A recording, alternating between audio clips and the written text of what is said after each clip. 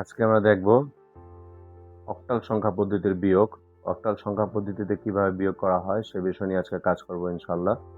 তাহলে অক্টাল সংখ্যা পদ্ধতিতে বিয়োগ করার সময় আমাকে অবশ্যই অক্টালের ভিত্তি যে 8 এটা মাথায় রাখতে হবে। তো ভিত্তি মাথায় রেখে আমাকে নিয়ম হলো আমার বিয়োগের সময় নিচের সংখ্যা থেকে উপরের সংখ্যা যদি ছোট হয়, একটু মনোযোগ দিয়ে শুনবেন, নিচের সংখ্যা থেকে উপরের সংখ্যা যদি ছোট হয় তাহলে পাশের ঘর থেকে 1 ধার আনতে হয়। বিষয়টা কেমন? আমার লেখা আছে 1 2 বিয়োগ করতে বলছে 3। নিচের সংখ্যা থেকে উপরের সংখ্যা ছোট, আমি বিয়োগ করতে পারতেছি না, আমি কি করবো? পাশের ঘর থেকে 1 নিব, নিয়ম অনুযায়ী যা ছিল তাই নিব। 1 নেওয়া ভিত্তি নেওয়ার সমান বোঝাবে। এই বিষয়টা একটু মাথায় রাখতে হবে যে আমার যদি নিচের সংখ্যা বড় থাকে, উপরের সংখ্যা যদি ছোট থাকে, তাহলে বিয়োগ করা যায় না, তখন আমরা পাশের ঘর থেকে 1 নিব। ওই 1 বলতে আমরা 8টাকে বুঝবো, যেহেতু আমরা অক্টাল সংখ্যা নিয়ে কাজ করতেছি। তাহলে আমরা নিব 1, মনে মনে ধরবো 8, 1 নিয়ে যোগ করব 8। আর প্রত্যেকবার আমরা মাথায় রাখবো নিচের সংখ্যা থেকে যদি উপরের সংখ্যা ছোট হয় তখনই আমরা পাশের ঘর থেকে 1 নিব, সবসময় 1 নিতে হয় না। যেমন আমি যদি একটা সংখ্যা লিখি আপনাদের উদাহরণ হিসাবে, দেখলাম 5 3 2 -6 আর 7। যেহেতু অক্টাল সংখ্যা পদ্ধতি, সবকটা অক্টাল সংখ্যা পদ্ধতির ভিতরের সংখ্যা হতে হবে, ভিতরের সংখ্যা লেখার চেষ্টা করেছি এখানে। 7 2 থেকে বিয়োগ করা যায় না, তো 2 থেকে যদি 7 বিয়োগ না হয় আমি পাশের ঘরে যাব 1 নেওয়ার জন্য। তাহলে 1 নিব, ধরবো কত? মনে মনে 8। তাহলে 8 আর 2, 8 দিয়ে যোগ করলে 10 হয়, 10 থেকে 7 বিয়োগ করলে 3 হয়। বিষয়টা একটু মনোযোগ দেন। আমার এখানে 2 ছিল, 2 থেকে 7 বিয়োগ করা যায় না, সেজন্য আমি পাশের ঘরে গেলাম 1 নেওয়ার জন্য। সে আমাকে 1 দিল, কিন্তু ওই 1টাকে যখন এই দিকে নিয়ে আসবো তখন আমি মনে মনে ধরবো 8 নিয়ে আসছি আমি।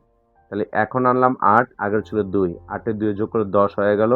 ওই 10 থেকে এখন আমি 7টাকে বিয়োগ করবো। এখন 2 এর মানে আমাকে মনে মনে ধরতে হবে 10। তো 10 থেকে 7 বিয়োগ করলে 3 হয়। আর এখানে আমার 3 ছিল, 3 থেকে 1 নেওয়ার পর রয়ে গেছে 2। তো 2 থেকে 6 বিয়োগ করা যায় না। তো 2 থেকে যদি 6 বিয়োগ না যায়, আমার সেম আশা করে যাব 1 আনার জন্য। সে আমাকে 1 দিল, কিন্তু এখানে মনে মনে আমি ধরলাম কত? 8। তাহলে 8 নিয়ে আসলাম, আগের ছিল 2, তাহলে 8 এ 2 যোগ করলে হয়ে গেল 10। এই 10 থেকে 6 বিয়োগ করলে 4। আর এখানে 5 ছিল, 5 থেকে 1 আমি নিয়ে গেছি, নিয়ে যাওয়ার পর এখানকার মান 1 কমেছে, হয়ে গেল 4। এটা ছিল অক্টালের বিয়োগ। আরেকটা যদি আমি বিয়োগ করি, 7 3 6 মাইনাস ধরেন 5 আর 2। নিচের সংখ্যা এখন ছোট, উপরের সংখ্যা বড়, আমরা নর্মালি ইজিলি ভাবে বিয়োগ করতে পারবো।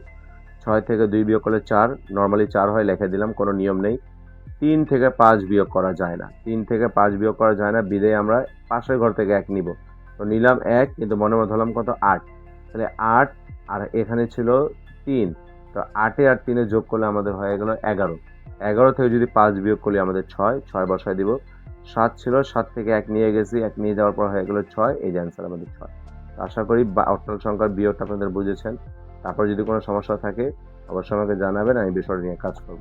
দুইটা বিষয় মাথায় রাখতে হবে, ফলাফল লেখার সময় আমার নিচের সংখ্যা থেকে উপরের সংখ্যা যদি ছোট হয় তাহলে পাশের ঘর থেকে 1 আনতে হবে, আর 1 আনা ওর ভিত্তি আনাকে বোঝাবে।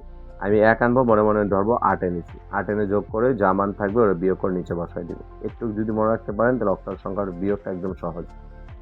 আজ এই পর্যন্ত থাকবে। আসসালামু আলাইকুম।